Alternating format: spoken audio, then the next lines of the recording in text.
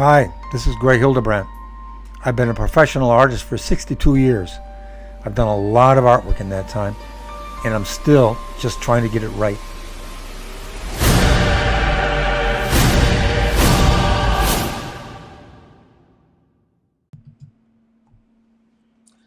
Gregory, how are you today, sir? Good. How you doing, Keith? I am a little tired today, but I am doing extremely well, man. Yeah. So, have you had a good week so far? Well, the week was fantastic as far as I'm concerned yesterday. Good. And it was a beautiful day. It was in the 90-minute show at the end of the day was astounding. Beautifully done. I am going to have to check that out later. I was not able to Yeah. catch it live, so I'm going to tune in. So, Greg, as with every week, we start off with a quote. What do you got for us today? If you listen to fools, the mob rules. If you listen to fools, the mob rules. A quote Related to by the this, famous. related to this painting, of course, which was Yes, the album cover for Black Sabbath's "The Mob Rules," of which you that's know the correct. album. You know the album. Right? Yeah, and so last week, when we were talking about the art for art's sake and talking about doing work that was non-commercial, things that were more emotional based or just creating, we we started talking about this particular painting of yours, and that has become commonly known as the mob rules. And over the course of the week, we decided maybe we wanted to go into that a little bit more and talk about uh, what it was behind that painting. Because most people that know that painting know it as the Black Sabbath, the Mob Rules album cover art.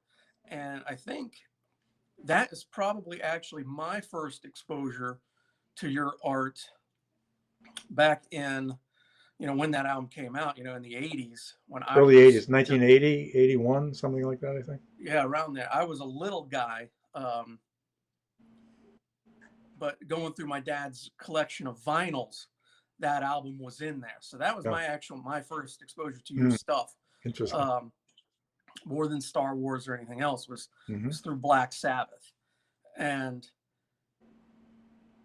the when you know that band or you listen to the words and things like that, you you could see why they were drawn to that image and why they wanted that image. Hmm. But we know now that you didn't create that for them. No, I didn't. You created this for you, and you gave us a little snippet of that. It was based on a nightmare that you had. Yeah. So why don't you go in and tell us a little bit more about that? My God, this What that. caused those nightmares? Wow, how the hell did I begin this? Uh, I was raised a Catholic, and I was born in '39, so I grew up in the Catholic Church on the east side of Detroit in a Catholic family in the 1940s, and went to a parochial school, St. John Birchman's, run by the Servite nuns and priests. And I was a Catholic, and you're raised in this. That's all what I know. I didn't have any Protestant friends. I didn't have any Jewish friends. I didn't have any friends, gay friends for sure back in the day. Certainly no African American friends or Hispanic at all, because I lived in a white working class neighborhood back on the east side of Detroit. And the church was a traditional church, which was, I growing up in school. I never heard one word about anti-racism or prejudice. The great sin was sex all the time, and disobedience. Those are the two biggies. And so, I never had that sense of that, or knowledge of that. And I never thought about it because I was totally into art. That's what I was into. That's all we really cared about. But I did grow up in a fear aspect of hell, because the nuns would pound this into your head, the fear of hell. If you don't do this and this, you'll go to hell. So I used to have nightmares even as a little kid about frying in hell. You know, Oh wow. I mean, really, today. I think you'd call that child abuse, probably. It was like terrorism, kind of. It was literally to keep control of your mind, and obey all the beliefs in the teachings. And of course, there was anti-Semitism in the teachings. and which I was unaware of. You're not aware. You're a kid. You know, the Yeah. perfidious Jews in the Good Friday prayers. And at the end of every mass I went to, there was a prayer for the conversion of the Jews and a prayer for the conversion of the communists. You know, they're both in your mind sort of like evil or some freaking thing. Yes. You Okay. know, Yep. and so I never, but you don't think about it because you're a kid and you're just raised in all this shit. And in a sense, all that bigotry and intolerance of racial intolerance is all there also because the N word was just, you know, commonly thrown around. That's just, you know, that, and it, anyway, so long story short, I mean, I'm starting to mature. I still have no knowledge of the real history of the church. I'm still very parochial and provincial until I come to New York City to work for Bishop Fulton J. Sheen. He hired Tim and me, my brother and myself, to come to make films on world hunger, which was mind blowing because I'm this naive parochial kid from Detroit. Suddenly I'm in New York and I'm dealing with the World Health Organization and UNICEF and CARE and all kinds of stuff and getting all the statistics and figures in of the global conditions. Now Bishop Sheen hired Tim and me to make films about world hunger. That was his objective. Well, he was a Catholic and lived by the rules of the church and the chain of command. He was nonetheless very open-minded in terms of social reform and anti-prejudice, you know, and anti-bigotry and anti-intolerance. And so Okay. through him, I'm becoming aware of the world and, in fact, the social conditions, which are so inadequate and the imbalance. Because the first film we made for him was a film called The 30th Parallel, where he narrates a line around the world of the 30th parallel, where all wealthy nations are above and poor nations are below. Well, then he says, boys, Tim and me, he always called us the boys. I was in my 20s, you know, my early 20s. And he said, I want you to go to South America and film poverty. That was it. So we then researched it in the office, found out these Merino missionaries in Bogota, Colombia, and we went there with our equipment and everything, film, camera. Hard time getting into the country with the film. It was really a nightmare, but we finally got in, and because there was a military junta at some point, coup, and over, you know, had taken over, and we were always suspicious of being looked at. So these two white kids with all this camera equipment, and but the young priest, Father Tom, very young guy, fantastic person, but totally connected to the people. And we all going to pack up. We're going to go to a favela, a barrio outside Bogota in the hills. It's in the foothills of the Andes, you know. And and so we get into the car and we drive. And I'm loading cameras and stuff, and we're driving and driving. I'm not looking till we get there, and we look out the window and we open the door, and I step outside into this horror, this mountain of misery and abject poverty, and it was fucking unbelievable, shocking. I almost passed out. The smell, the little kids running skinny, all starving, you know, sores, all open trenches. There was no sanitation. They had no water supply, and they lived in these tin cardboard hut shacks. And I went in there with this young priest and Tim and I with camera equipment, shaking like crazy, filming this. And I felt like suddenly, holy, I got all this equipment and these people are starving and I'm filming them. And yet I'm trying to say, well, this is for a call. I'm going to bring this back. Anyway, we spend, then the priest, he introduces us to another priest who had started a dispensary in this particular slum. And the dispensary was not officiated by the church. It was just an individual priest that started it. He was a Peruvian priest, and Father Efio Domingo, I'll never forget his name. And he then starts to make me aware of the conditions, the social conditions. Right above this slum, there was this rich girls' school. It was above there, and they were looking down on us with all the nuns, and they were like, and the priest is saying to Tim and me, those people up there think these people are animals, subhuman. And this starts to, and then he takes us into town. Did we lose everything, or were we still talking, Keith?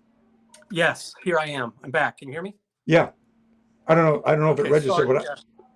I was talking about how this priest I met in this slum, right? Yeah. Efio Domingo was his name. Father Efio, he was a fantastic Peruvian priest. He had a dispensary in this one particular slum that we were filming for this day. And he starts to make me and Tim aware of the real situation where he said, look up in the hill up there. There's a rich girls' school on the top of the hill with these nuns looking down on this misery.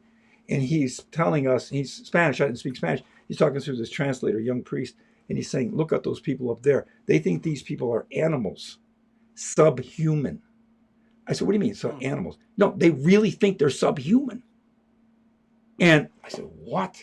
And he says, well, through the interpreter, he took us down out of this slum. We walked down the street.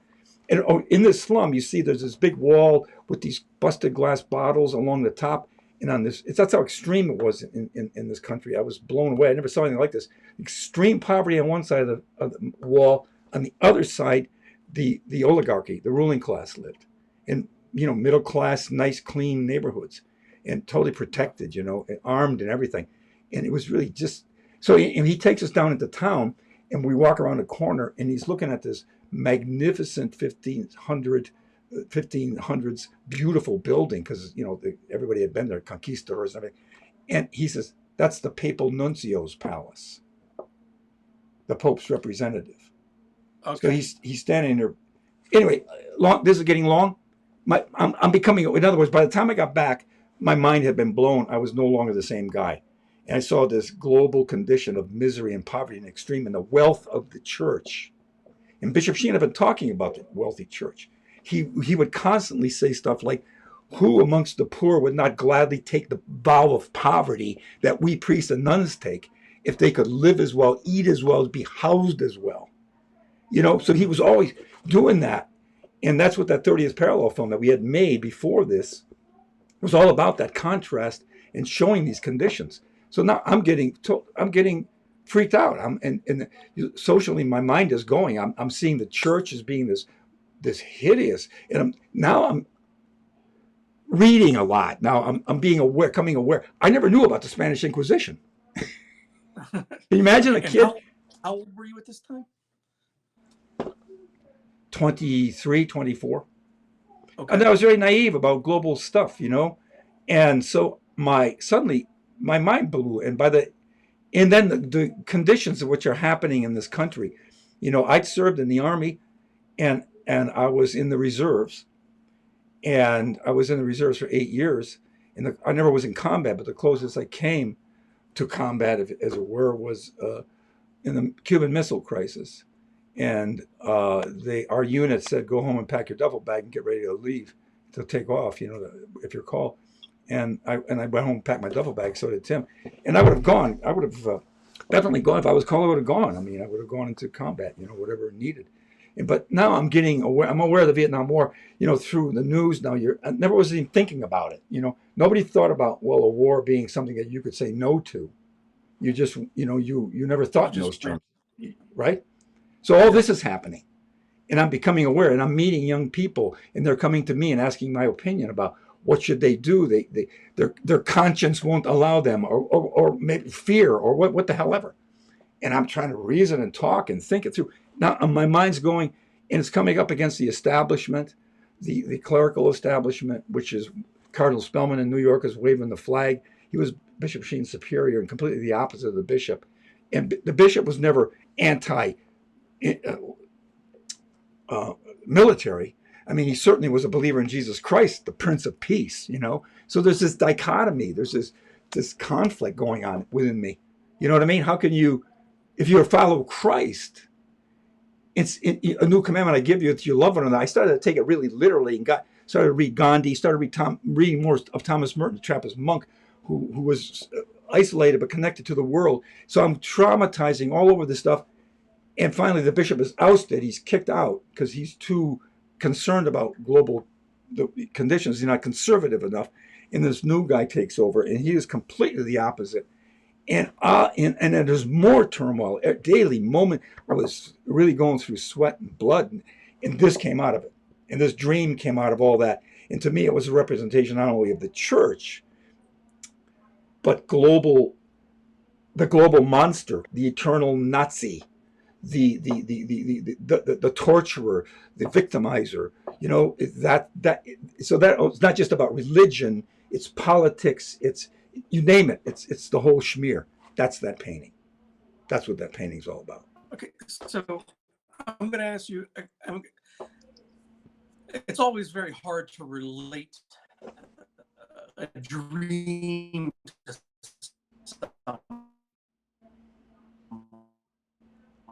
You're disappearing on me, Keith.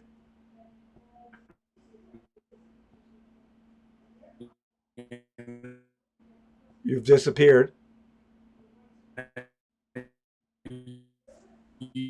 Is there anybody out there?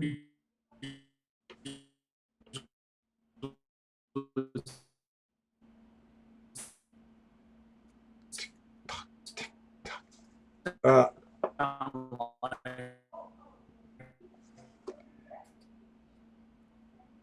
well, until Keith rejoins us, I suppose I can keep talking about this pain. This is man when you're trying to explain it.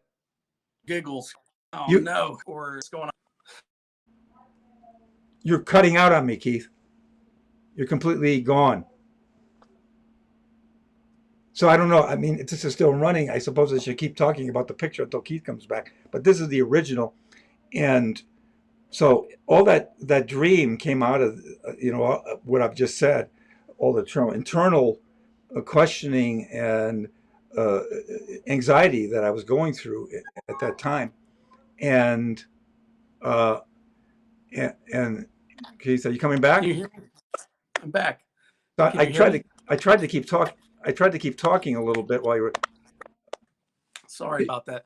I have no idea what's going on today. It figures like in the midst of the conversation, how we start freezing up. So my apologies.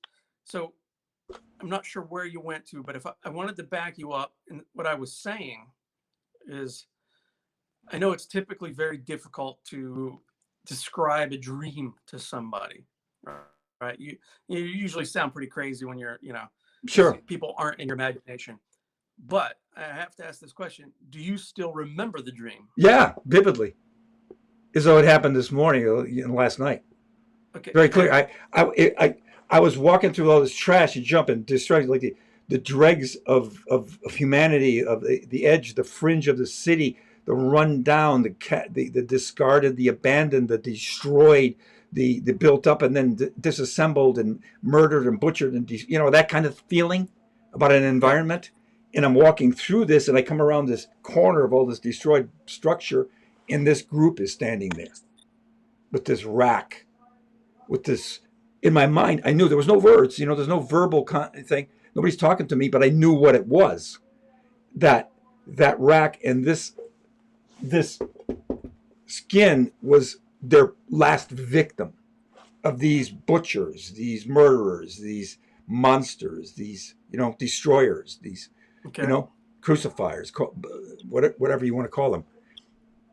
They did this, and I was next. And there was hardly emotion. They were kind of like hunkering around, slowly moving, that sense. And what I also knew in the dream was that all these coverings that they have are skins of all their last victims.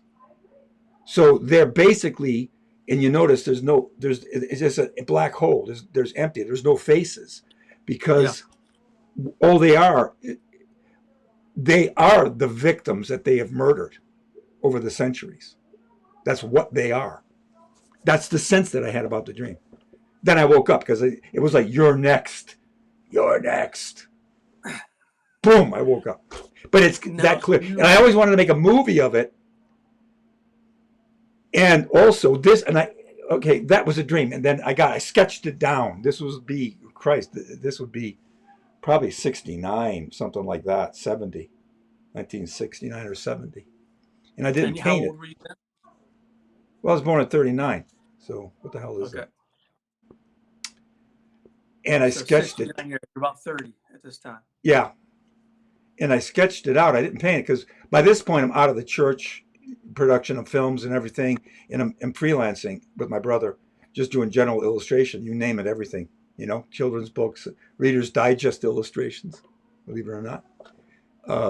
Down to the toilet training book that I did. And I all through this period where I was illustrating to make a living, because this new regime, the bishop really liked what we did. He loved the work that we did, and we admired him. The new regime was just the opposite, and they fired us because we went to West Africa to make a film for them. this new guy wanted us to do a film on missionary activity in Africa, and we were just supposed to go make a propaganda film, basically. And we got there with all of our equipment, and we just got connected with the reality of Africa, West Africa in this case, and that's a whole other story. That's a So whole other story. Did this dream come before Africa, or was it also post Africa? It was probably after Africa, because by this point, when I went to Africa, that's right, I didn't have a beard yet. This would be 69. I went to Africa, West Africa, Ghana, West Africa. And I didn't have a beard yet. That's where I started to grow my beard. And so I think it was after I had the beard that I remember that, because I remember getting on the train then back. You got to get how it was back then.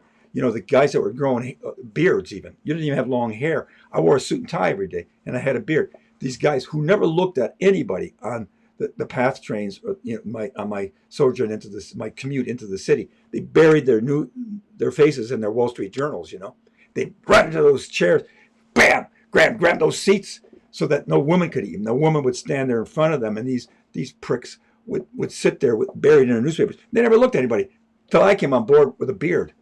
And they're staring at me with looks of hate. And when I got back to the office after Africa, there were very conservative people there. And they said, "Ooh, that looks properly sinister." That one, it sticks in my mind. And I said, "Well, doesn't Jesus have a beard? Didn't he have long hair? You freaking idiot. It grows on your face. It's unnatural to cut it off. It's natural to just let it go." You know what? I'm like that now, you see? Yeah. All that, down to this kind of shit. Another guy had stuck up on his wall proper haircuts. He was in the military, and he had military haircuts. That's what he said. We all should have haircuts like this in this office. And, you know, it was like pretty amazing. I mean, so that we were showing them the Africa footage, but we had also collected a bunch of footage in Africa of, I don't want to even get into that. Let's keep that for another show, because that's a long one. That's a detailed, you know, accounting, you know. But so I had the dream about them, and did a bunch of sketches. I didn't paint it yet, though. So I didn't paint it till, what the hell? When was it? 71, 72, somewhere in there. When I was doing all this general illustration now to make a living after we got booted out by this new regime, and I just, for all those years, we did that for about 7 years, and I just felt like I wasn't achieving or doing anything with art, or making a statement, or do something, you know. And so I found my sketches in a drawer and started to paint it one night, just to get it out of my system.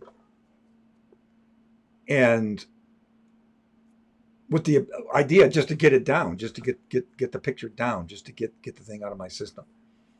And Keith has disappeared again, so we're having a little communication problem here.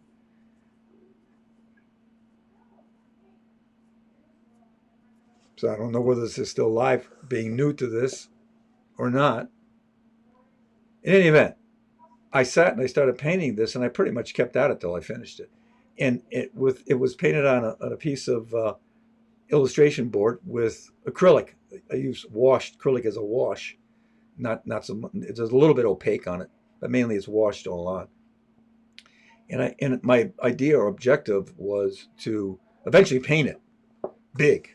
I wanted to paint a big, huge picture of it, which I still is in my mind. I have not gotten around to it after, you know, all these years. One of these days I will.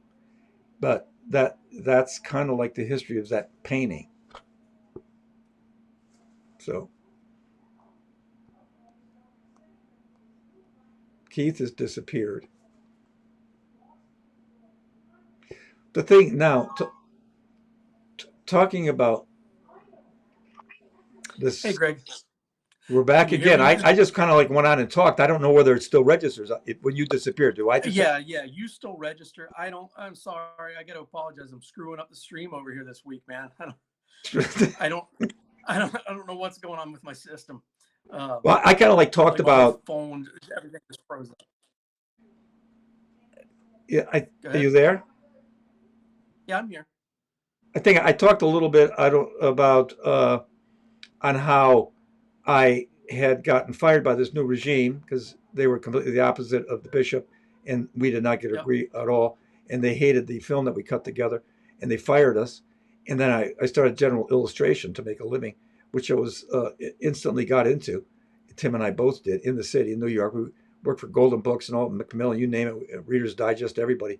And then, but I was feeling totally unfulfilled.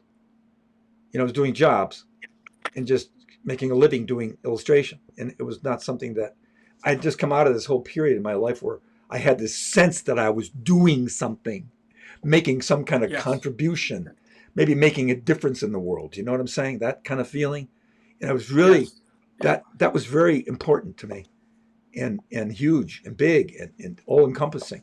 And then when you're booted out, now I'm sitting there in this two-family house that I then lived in, and had a tiny little closet-sized studio all by myself. And I know what people must feel like once they're blasted out and you feel like you're doing something important over here. Now you're out in the street, basically, in a sense, and with nowhere to go. So instantly, but I had, fortunately, Tim and I had called some art directors in the city. We were making, but still, there was no unfulfillment with about 7 years of illustration that we were now doing, and I just had to get it out. So I pulled these sketches out of the drawer that I'd done years before and painted that one night. Started painting it just because I felt I had to do it. It was that Okay. compulsion thing. Yeah, And you said no. You had done the sketches years before. What's the time frame of the? Do you have any recollection, like how many years had passed, it, or? if I did the sketches, probably 60, 70, 71, somewhere there. I probably did it, the painting in 72, 3, 4, somewhere in that, before Tim and I started illustrating the Lord of the Rings. And Okay. so, no, no, it was earlier than that because it triggered off a whole series of paintings that I was doing, dream stuff. It was probably 72, 71 that I did it. Yeah. Right after I left there in 1969, they kicked us out. So it was probably there, in that time frame. So you've now lost your identity, right? You said you were Yep. raised Catholic. You were there. Uh, into the faith, for lack of a better term, or however you want to say it, indoctrinated into the faith at Hmm. birth. It was everything you knew. You explored the world. You're now open to atrocities that are in direct conflict with what you know. Yep. You begin having nightmares about it. Now, we had talked about you having a few dream paintings. Was this the first nightmare, Yeah, that was the very or first one. The first this one was the that, very, well, very first one? the first one that I can recall about this, Okay. and then the first that I can say that I did a sketch on, and then finally this painting. Yeah. Yeah, that. So you Now you got. you now I'm going to stick something in here though. In my turmoil with the church does not imply that I did not know a bunch of great Catholics, fantastic human beings, incredible, you know, and still yeah, do. no, So yeah, that's, you've I want to make that insinuated real that, clear. yeah, and it's been very clear that you still admire Bishop Oh Sheen. God, yes, I love him. He was an you know amazing human being. um but there was, obviously, with the regime change, Yep. there came a Well, conflict. yeah, I mean the directive to the New York and Detroit riots had just occurred. The whole racial thing that was going on, and the guy, the layman, came in to back to Tim and me and says, "We're not using any colored people in any promotion material anymore." You know, it was like, not to say that that was the policy of this particular operation. It was this one man. You know, Yeah. but true here, through that same office, working for Bishop Sheen, and about the Vietnam War, where I was becoming aware of not only the body counts every day on television, but we were dealing with photo services like Black Star and Magnum. These were photo services where I would get stills for the movies I was making. I would use movies and still footage where I would stills where I would pan in and zoom across. And I'm seeing these pictures coming in of these napalmed kids. and I didn't know what the hell it was at first. I mean, Yeah. and I said, what is, you find out this is like word drop. The U.S. is dropping this stuff, and kids are getting napalm. You know what it is. We all know what it is. Yeah. Yeah. And this is freaking me the hell out. I think seeing these napalm kids pictures is what really blew my lid about war for the first time. You know what I mean? Yeah. Not Yeah. this Hollywood fucking version of John Wayne movie shit. Not this rah rah rah crap. You know what I mean? The Yeah. horror of the reality of it with these kids. And that was it And for me. That just added to the whole thing. And I introduced that into this last film that Tim and I made under Bishop Sheen's directive. It was called We Are One. He said, I want to make a film aimed at American teenagers to let them become aware. Now this is he said that in 1967. Well, the whole country's going crazy. American teenagers, college campuses, the whole anti-war demonstrations, everything. And so we did make a film, and it's one of my prouder things that I've ever done in my life. It's not narrated. All the other films he did for the Bishop were narrated. He said make one for the kids, and so we started to glue this together of all the footage we'd shot already, or collecting new footage, poverty, the reality of America, all juxtaposed in this free-flowing juxtaposition of real sound Foley track that we created too, that we needed when we needed real sound, and then real sound and music that we would record on the scenes, like in Washington Square Park and all over the place. And we edited this film together, and in there I included these napalm kids to just kind of like, just fast cuts of all kinds of stuff going on. And collagey, it was very collagey, you know what I mean? That whole time frame of the 60s. yeah. And and they saw this. The British got booted out, and we were finished it under this new regime, and we had a rough screening for them, interlock screening, which is a whole other story to explain what that is, of our rough soundtracks and our work print. And Yep. they freaked out. They hated it. The other people in the office talked them into uh, uh, screening it for a bunch of high school kids, Catholic high school kids. We did, and they went nuts for it because it's 1967, 68, you know what I mean? 67. Yeah.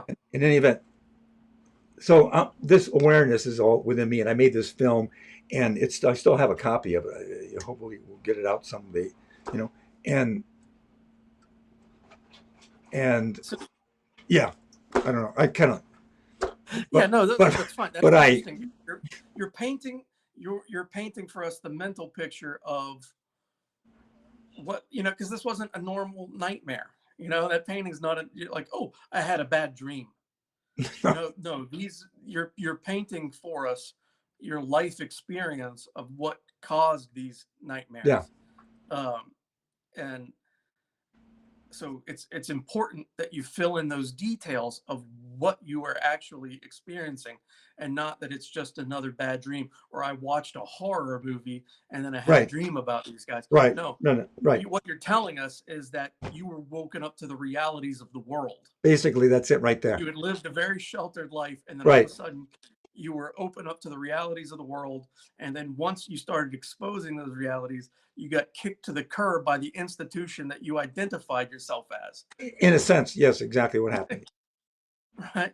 So So, right, you're telling me, you said getting into the art making process, you're starting into your commercial illustration field now, the toilet train and all that. And you said you weren't feeling fulfilled by that.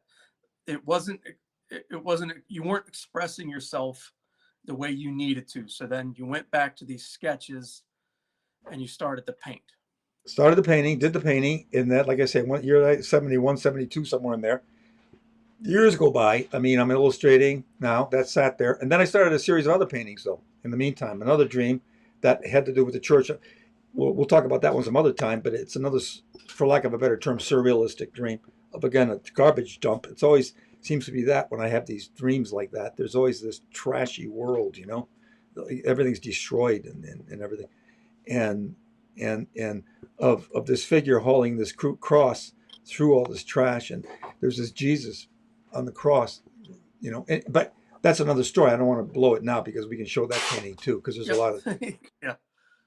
But the so yeah, in essence there, you're saying is, okay, this is the first in a series Right. of paintings that you based on emotions and nightmares and things that fueled, um, Social your.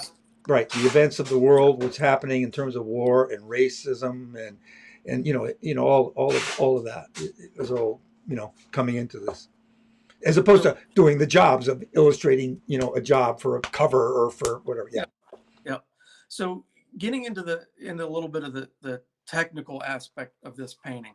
So the the one thing that strikes me as completely different than most of the commercial work we know of yours is the medium.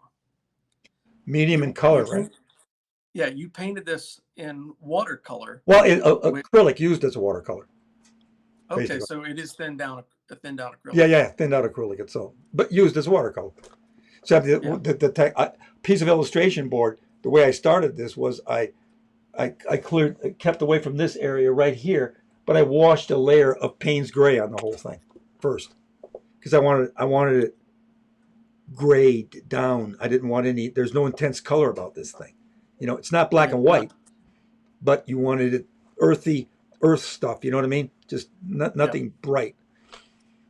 And then painted the rack with the skin with the blood on it. It's all stretched and as though it's been flogged and whipped and beaten. And then there's all kinds of stuff, symbolism, and there's Nazi helmets, and there's all furnaces and all kinds of shit in the background. You know what I'm saying?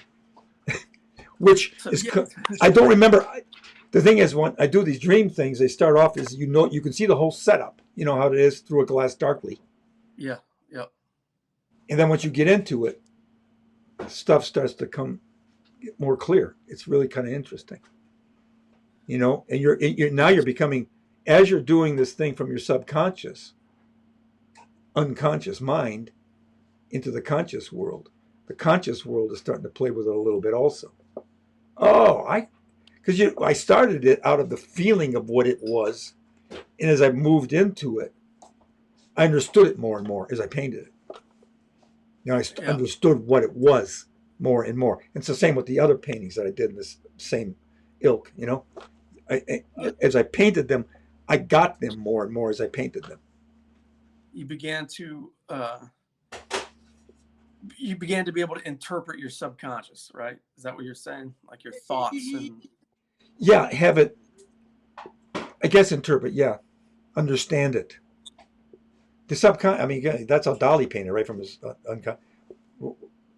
He'd lay down, and when that your conscious state is leaving and your subconscious is merging, and then you right there.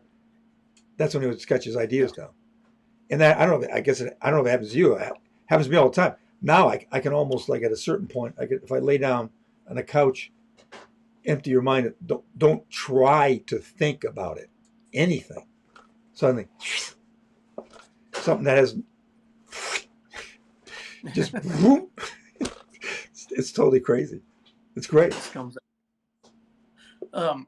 So one thing I do want to point out in that looking at the painting and then looking at that album cover, on the album cover in the middle of that flesh stretcher there in the middle, on the album there's like a demon skull in the Right. red, but I don't see it in the painting.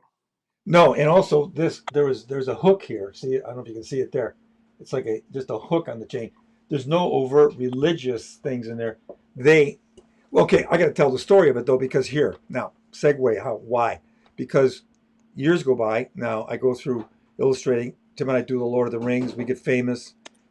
We do all that. We got a fandom now, and then we do our own story, Ursharak, and then we do the Star Wars poster, and then I'm trying to get Ursharak off the ground as a movie. I fail at it. It doesn't work. And suddenly now I'm kind of like looking around there. I'm up the creek without a paddle. I met Jean. She saved my ass totally from, it's a whole other story. Yep. Yep. It's a whole other big story. But we were just starting to work together. She's my rep. She's Tim's rep at the same time, both of us. And she calls me, and one night I'm in my studio, and we're separate. We weren't living together. She was married. I was married separately.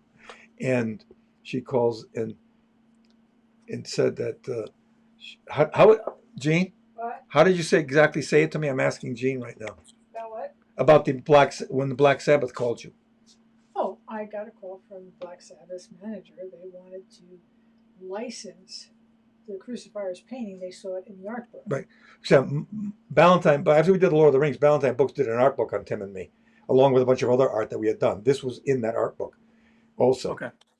Jean just told me Black Sabbath's manager called her, and they saw the book, with that painting, with this painting in it, and asked if they could use it for this album cover. And she called me, and I said, "Oh, no, no way, no, no, no, no! It's too personal. This is not commercial. This is not to be used for anything." She said, "Okay." She hung up on me and said yes to them. So I kind of freaked out, but I calmed down. I said, "All right, fine, okay." It's like you go nuts, and then you can have I can have, I don't know, but I can have a real strong opinion almost at the beginning of a sentence. By the time I get to the end of it, I've completely changed my mind. It just turns into, Yeah, I did that. oh, okay. What am I Yeah, well, bitching it's about? that immediate gut reaction, Right. but being able to temper it, Well, with by logic this point, I'm a logic. professional. I mean, I wasn't like I've been a professional now since 1958. So it's not like I'm, Yes. oh no, Wow, was it really that easy? No, Gene says it wasn't that easy. So, but I did freak out. But then finally I settled down to the degree, to answer your question, where Gene's telling me, oh, they want an overlay. They want you to paint a devil face in here. And then they want a cross over here where the hook is. And then they want lettering, like it's painted on the walls. And I can't remember exactly. Did I bitch and moan about that? Yeah. Probably did. Yeah. Probably, you know what I mean? I threw a fit and went crazy and said no. And And I said, give them what they want. Gene said, give them what they want. So after I go through whatever, all the crap, settle down, get a piece of acetate, lay it over the top of the whole thing, tape a piece of acetate, and paint on the acetate. Paint the devil, paint the lettering, do all that stuff on a piece of acetate, Yeah. which I don't have anymore. And that's how Gene then got it shot. Normally I was painting all my paintings. Before Gene, I'd take all my paintings and drop them off to the publisher in New York, and they would make all the color separations and shoot them in transparencies and everything, and then keep the paintings too. But this is the beginning of me keeping everything that I did because of Gene, keeping all my work. Yeah. But that's how that worked. And then it goes out, and I guess people like it. I'm starting to get fan mail from Black Sabbath fans, and I figure, oh, well, I guess that's cool. You know what I mean? Well, People yeah, are and now, I mean, it is. I grew up, I'm a heavy metal fan. Yep. I like all types of music, but metal is, one of the things that I listen to, and Yeah. it is universally recognized as one of the best album covers of all time. Well, here's this cool. I'm just like FX magazine. Yes. Yep. They had a thing on, like the top 10 heavy metal album cover. So they 10 down to 9 to 8, 7, 6, 5, 4, 3, 2, 1. So they voted this the best heavy metal album cover of all time. And I just think it's kind of interesting that it per se had nothing to do with Black Sabbath. It did, in a sense, you know what I mean? The piece of music is certainly all about that, I think you listen to Fools, the Mob Rules. I mean, that's everything that I was experiencing, Yeah. And, you're painting, I think what maybe captures it so well, it captures the essence of the band. Not because you were trying to capture the band, but the same thing they're going after and same thing they're trying to capture or expose is the exact same thing that you were exposing. Well, that kind of synchronicity, is there. You know what I mean? There's a global kind of like network of consciousness, I think, and that people interconnect at the same time. It's like that. And there's a universal. Well, what is it? The universal. Carl Jung talked about that. The universal unconsciousness. Yes. Yep. And yeah, so they were, we were same wavelength, sort of like thing. Yeah. Yeah. I mean, when they were a band, I mean, this particular album was like their second album with Dio, Right. rather than Ozzy. Right. But when that band formed, was the exact same time that you were going through the stuff in South America, Yeah. and then Africa, and they have a lot of Catholic imagery. Everybody kind of associates, oh, it's devil music or Sure. whatever. But when you listen to the lyrics, they're Not devil yes, music. it's not devil music. It's only devil music in the sense that they bring up a lot of Catholic imagery. Uh-huh. They question Catholic imagery in their music. Right. So, well, it's like I have to say, no, you're going to finish your thought. no, go ahead. As much as I did leave religion and the church, I really am thankful for that kind of imagery that I grew up with. It's like it's loaded. Come on, it's fantastic. Evil spirits and the devil and angels battling in heaven and casting down into. I mean, it's like great. It's like come on, most phantasmagorical images these days in fantasy are all derived from that whole, Absolutely. Story. Absolutely. So I mean, sorry, I gotta ask you one more question then. So, they asked you to do the overlays, so the devil's skull is not on the original picture. The crucifix is not on the original picture, obviously not the title. Did they ask you to put Die Ozzy on? I think it's either Kill Ozzy or I think it's Kill Ozzy. Yeah, no. There was, is it? I don't know something like that. Whatever. Ozzy must die. Ozzy must die. Ozzy, kill Ozzy, something like that. Someone from the fan site some years ago, way after the album's out, it's been out for God knows how long, 20 years or what the hell, calls and says, they want to do an interview with me about this painting, and then he asked me, this is over the phone, so you can't see each other or anything. So he says, can you tell me about why is Kill Ozzy in the painting? I said, what? He said, Kill Ozzy. You painted in the bottom of the picture, somewhere over here, somewhere that he's telling me down in the bottom right-hand corner. I said, I have no idea what you're talking about. He said, what? It says Kill Ozzy in there. I said, I don't know what you're talking about. I didn't know Ozzy. I didn't know heavy metal from a tin can back then. I had no knowledge of it. You know what I mean? I said to the guy, I was listening to, rock and roll. But I mean, I wasn't like a guy that was into who did everything. You know what I mean? Yeah, I wasn't. Yeah. I turned to 104.3 on the radio, listen to classic rock and roll, or when I wanted to turn it over to the classic station, listen to Beethoven. Yeah. So, okay. So he says, neither on the painting nor the acetate. It's not there. No. And so he said, well, go to the website. And I said, and Gina and I are together now by this point in time. And she looked it up, and there it was. They have it like circled over here. Kill Ozzy, or Ozzy must die, or something. They got all circled. That's like, like you can look at clouds and see things in the clouds, and you can look at leaves on trees and patterns and see. It's like that. Somebody can read into anything. And the guy was really kind of disturbed on the phone. He says, well, what should I do? And I said, did you ever see the film The Man Who Shot Liberty Valance? He said, no. I said, I tried to give him a brief rundown of it.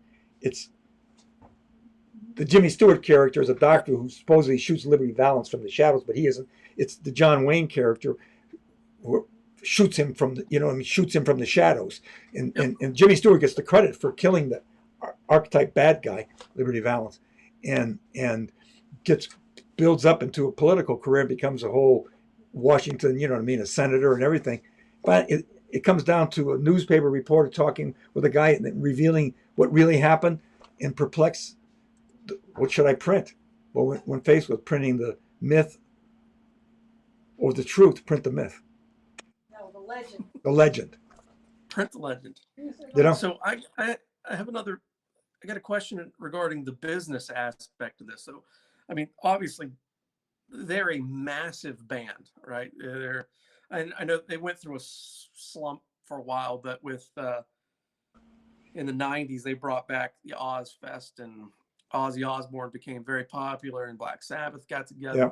So obviously, one of the largest bands. Like, are you still making money off of that album cover? No. No, no, no, no, no, no, no. We made the first, whatever it was that Gene agreed to, whatever I got for it, first of all. That's it. So, and they really had no right to do that, even though here's the rare thing, too, generally speaking, we can't find the contract on it that we had. And so, therefore, what can you do? They've used it over and over again. They've used it on, projected on the, on screens on the stage and everything. And they used it again, a reissue of the album, I think, right? Yep. No, haven't made one penny off of it. You don't get any cut of any Nope. of the licensing or the merch or anything like that. Not a And penny.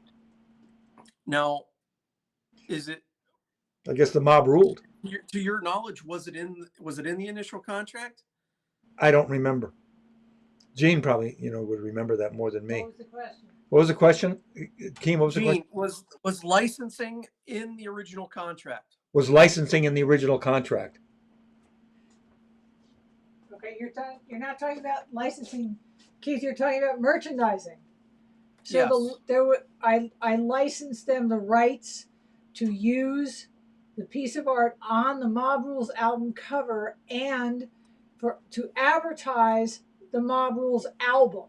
That's what the license was for. No merch. Mm, And they have been merching it ever since. Successfully. ever since. Yeah. And the only reason, just so you know, we don't have that contract is because the offices were broken into, oh God, about 18 years ago. And it was just, I guess, some kids trying to, destroy shit just for the, shits and giggles. And Yeah. they stole a bunch of stuff, and that file was one of the things they stole. Oh dear God. That That's the sucks. only contract I don't have of Greg and Tim's for 41 years. Oh my Yes, the mob won out. God. That's horrible. So we got a couple people, got a few people watching and chiming in on the commentary. So just acknowledge them before we sign Yes. off. William Call. Do you remember William Call? He said he posed for you back in Morris Plains. This is Steffi. It's Terry's son, Bill. Oh, yes. Okay. Yeah. Okay. Yeah. Yes. Many moons ago. Yes. Okay. Yeah. Hey, Great man. to see you again. We have Bernd Phillip saying it's great to hear the background to this painting. And then we got Henry Molina saying that you're a fantastic artist and you have beautiful works. They can only dream of achieving something similar. So yes, keep dreaming. Keep dreaming. And you will. That's what this whole thing is about, right? Dream. Well, it's like I tried to make a go of it, like the gallery routine in New York City before I illustrated the rings finally with these paintings, and it wouldn't work with anybody. It just they weren't interested. I think, yeah. I think times have changed now. I think so. I know that you've had several gallery shows. Oh yeah. No, times definitely have changed. Yeah. Since then, but I think the work that people are willing to show has shifted over the years, and I don't know, man. I think it would be good to see some of these things up. And, well, the thing is too is like I like to paint some more because in all these years I have piles of concepts and ideas and thought, not only concepts but images that have come to me out of what I'm experiencing, what I'm going through, and I'd like to at some point get to that. It's like that's around the bend. You know what I mean? That's always out there that I want to get to. well, I, for one, think it would be absolutely worthwhile for you to do so. I mean, we've seen the outcome of Yeah. what that can bring. and there is the validity in capturing the artist's mind. You know, there's the creative artist that works, which brought us that painting behind you, and then there's the artists for hire, which we also do to make money. Yeah, Uh, that's a whole separate. They're two different worlds. I mean, you're Two both different worlds, but two different worlds. they can they can overlap, and Yes, absolutely. you've given the world a painting there that uh, is superb. Well, thanks, Peter.